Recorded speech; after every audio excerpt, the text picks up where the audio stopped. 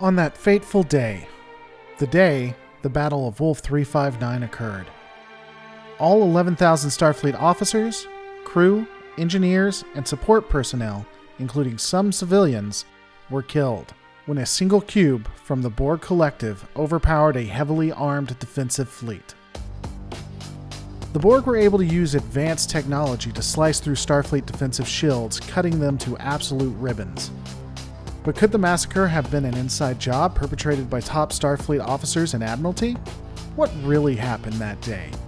What's the likelihood that one ship could destroy an entire armada, including advanced ships such as the Nebula and Ambassador classes? Even if a cube could somehow defeat these behemoths, the likelihood of taking on the secondary vessels such as Constitution and Miranda class would have been incredibly difficult. In fact, the Admiralty stated that a Starfleet task force was going to hit the cube with everything they could muster. So how did the cube defeat the best that Starfleet could come up with? Even if the Starfleet flotilla was destroyed, how did the cube withstand an assault by the Klingons and Romulans? Well, chances are, it didn't. So what really happened? Well, let's take a look. According to the official story, the Borg Collective used knowledge gained through the assimilation of Captain Jean-Luc Picard, renamed Locutus, to defeat 39 Starfleet vessels in under 20 minutes. Picard was a decorated officer and captain of the Starfleet flagship Enterprise. He was one of the most influential officers of his time and was on the Enterprise the days leading up to the fight. Somehow, the Borg Collective was able to capture him and convert him into a drone. For some reason, even though having a tactical advantage with drones on the vessel, the Collective seemed uninterested in capturing the rest of the command staff or destroying the ship. Why would the Borg only capture one Starfleet officer and not the rest? Wouldn't it make sense to capture the entire bridge crew? As the official story states, there was little to no security on the bridge at that time. It makes sense when you consider that the USS Enterprise was the only vessel to survive the attack. Let's look at the events leading up to the battle.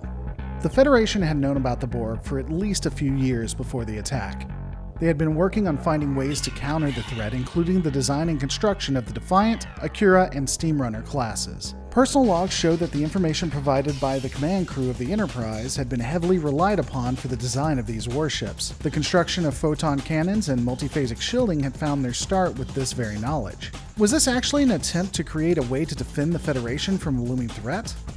Or was this a cover for a larger plot? It's worth considering that the Enterprise, a Galaxy-class starship, is reported to have lasted several days against the Borg cube in cat-and-mouse endeavors, while a ship with similar designs, the USS Bellerophon, was not. The Nebula class was easily destroyed in less than 60 seconds. Conveniently, only 30 minutes after the fleet was destroyed, the Enterprise showed up to see the carnage. Within a few days after this attack, the Enterprise was able to destroy the Borg by making them sleep. But isn't it possible that the Enterprise showed up after the battle by design? Recently unclassified documents have revealed that the Enterprise was the original vessel to make contact with the Borg after being introduced by the Q, a godlike entity that was also first discovered by the same ship. This encounter would be the reason that Starfleet would begin militarizing the fleet almost immediately.